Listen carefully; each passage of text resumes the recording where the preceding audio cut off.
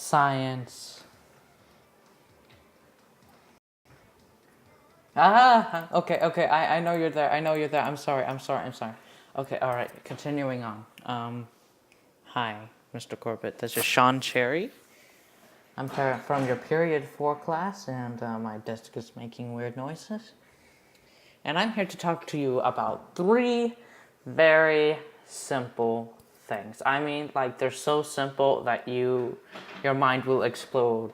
Not because of the information, but because of how simple it is.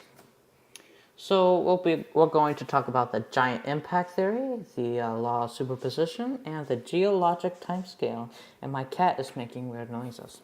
But moving on, the geologic impact theory is basically a Mars-sized, you can't really say planet because we really don't know what it is, a Mars-sized object, like a planetesimal or something like that. But anyway, it's a Mars-sized planet, and it hit the Earth with an earth-shattering kaboom. Well, thankfully, I didn't completely destroy it. But you would think that it would. I mean, like a Mars-sized thing. It's not a planet. That's a typo there. A Mars-sized object. When a Mars-sized object hits Earth, you would think that it would completely destroy Earth, right? Well, it didn't. If it were to hit it head-on, well, possibility of that is highly likely. But because it hit it at an angle, the Earth managed to survive, which is a good thing, I think.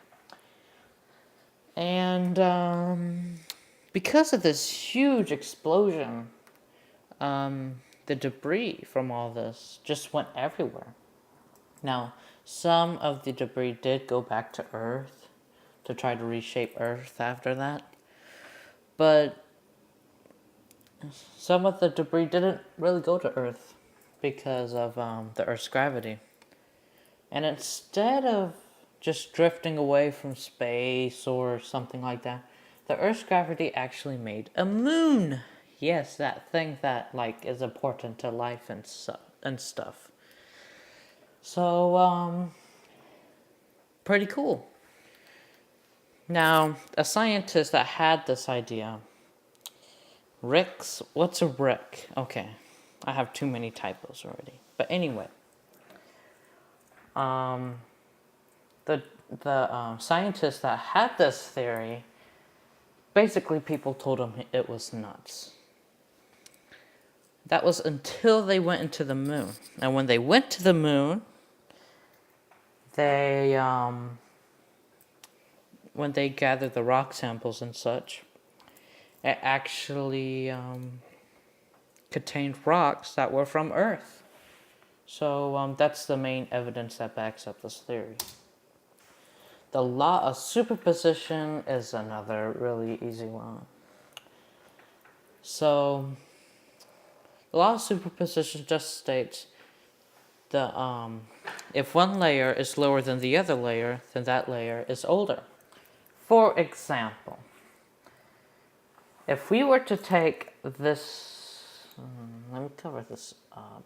Okay, I'm pretty sure I was gonna sneak up on me. Anyway, if we had to determine if this layer or this layer were older, the law of superposition would state that this one would be lower because it is lower than the other one underground. And that's pretty much all there is to it, except for some things. Like, for example, this fault here, the black right here, that is a fault. Basically, something happened, something occurred, and it shifted the layers. So if we were to look at this, and let's say we would compare this red layer over here to this fault over here, we would say that this fault is younger. Why? Because this layer over here is affected by the fault, which means that it wasn't originally like that. which then means that this is older, that is younger, because that's new, that's old. New, new, old, new, old. Got that burned into your brain yet? Okay, anyway, moving on. Another subject we're going to be talking about is the geologic time scale.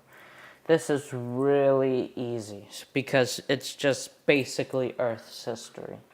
Now, I can literally just stop the video and say that's it. It's just basically Earth's history. But I'm not like that. So I'm going to tell you something else about it. These, the geologic time scale is divided up into many different things. They're divided into eons, eras, then periods, and then epochs. E-P-O-C-H. Not epic. And these epochs, epoch, is that how I'm saying it? Anyway, make up the geologic time scale. Because if it was all just one block, we couldn't really talk about a certain time unless we named the exact, the date of it.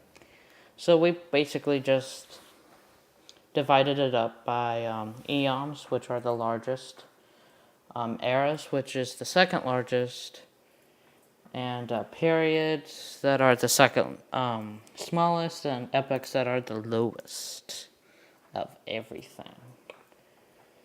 And yeah,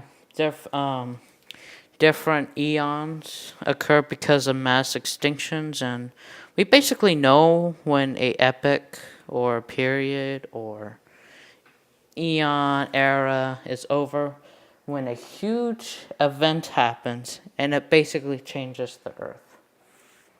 My cat is being silly. Alright.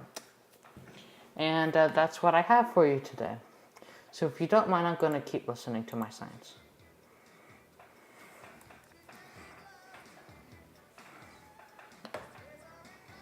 Maybe that's not school appropriate. Anyway.